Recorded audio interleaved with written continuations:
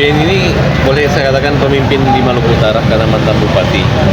Saya kenal dia karena kebetulan saya memang sekolah tamat SMA itu di Ternate.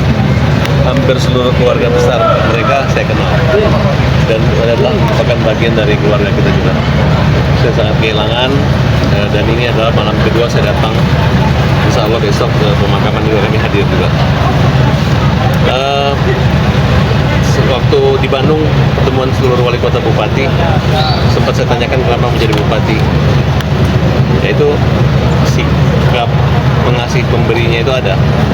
Jadi kalau dia hanya mau cari uang jadi pengusaha saja, tapi karena dia merakyat, jadi kemungkinan ini merupakan satu perjuangan, titik perjuangan bahwa dia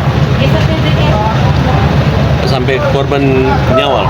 Dia siapkan kapal, kemudian ya seperti istri juga jadi korban, istri alhamdulillah hidup, dan nggak gampang untuk jadi pemimpin. Nah, saya menyatakan duka cita buat keluarga besar Beni, mereka tabah dan ikhlas ya. Semoga di Maluku Utara ada penerus-penerus Beni Laos ya, yang betul-betul punya jaringan bagus. Hampir seluruh pejabat-pejabat penting di negeri ini turut atas kepergian Beni Laos. Adalah seorang anak muda dari Ternate. Saya bangga bisa juga menjadi bagian dari sejarah pertemuan kita masih SMA di sana dulu, dan Beni adalah abang kita dan saya juga sempat sama-sama di HIPMI.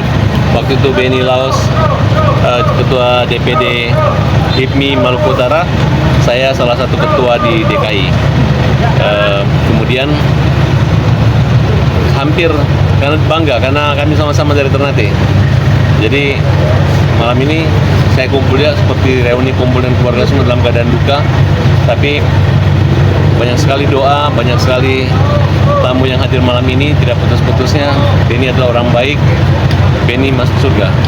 Bang, penasaran gak sih Bang dengan proses ini yang kecelakaan yang terjadi itu kan sangat... Saya lihat ini harus diselidiki kenapa bisa meledak ya, bukan kayak kebakaran biasa, tapi kebakaran yang mungkin saya yakin pihak kepolisian nanti bisa mengungkap apakah ada sabotase, apa penyebabnya gitu, apakah karena latar belakang politik. Ya ini udah kayak pemilihan kepala daerah di Filipina sampai ada ledak-ledakan seperti ini. Oleh karena itu mudah-mudahan di samping suasana duka kita sudah sempat nanya, tapi mereka nggak tunggu setelah duka aja. Tapi saya baca di running text media bahwa pihak polisi sudah memeriksa 9 saksi. Mudah-mudahan kenapa penyebabnya sampai terjadi kecelakaan tragis mengakibatkan meninggalnya 6 orang ini bisa terungkap latar belakang apa di belakang. Baca di running text ke polisi. Nanti tanya ke polisi aja. Ini kan di Ternate itu pluralisme gitu. Nggak ada membedakan antara keturunan Tionghoa, Arab, kita semua sama. Jadi kalau para Tabas, ada Beni, ada teman-teman yang lain, kita sama, nggak ada perbedaan gitu. Dan mereka berbaur, mereka lebih Indonesia dan lebih Ternate karena memang dari nenek moyang mereka dari sana.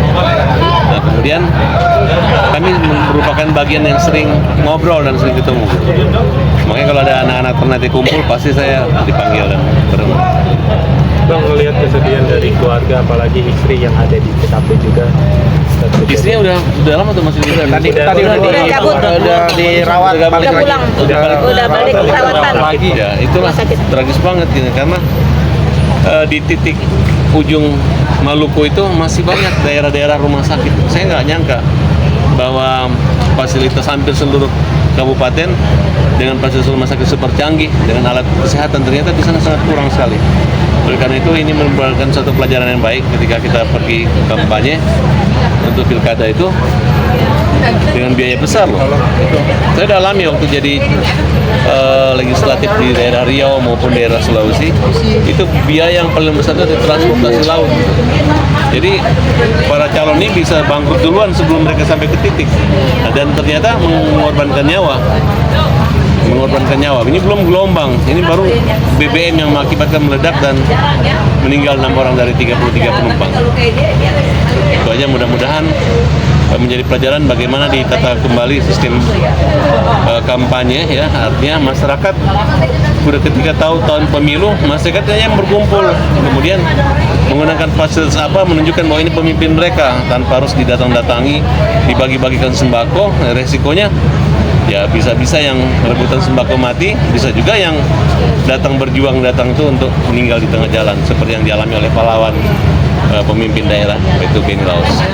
Izin Bang, yang awal tahu sejauh ini Beni Laos apakah kira-kira informasi yang digantikan di Museli? Menggantikan calon gubernur ya? Iya Bang. Oh, saya belum tahu ya. Kalau menurut saya biasanya kalau masih bisa dalam waktu 1 bulan ini harusnya bisa cari pengganti. Oh, baik, Bang. Nah, tapi bisa juga wakilnya tanpa ada gubernurnya gitu. Ya mudah-mudahan dipilih juga ini wakilnya nih. Tinggal nanti cari siapa pengganti wakilnya. Ya mudah-mudahan rakyat Maluku bisa menghargai nilai-nilai perjuangan dan karena istrinya kalau memang dicalonkan maju aja nggak ada masalah. Oh, siap. Nanti ya kalau jadi wakil gubernur kita doain aja yang pasangannya bisa memenangkan menjadi gubernur Maluku Utara. Amin. Bang. Terima kasih benar.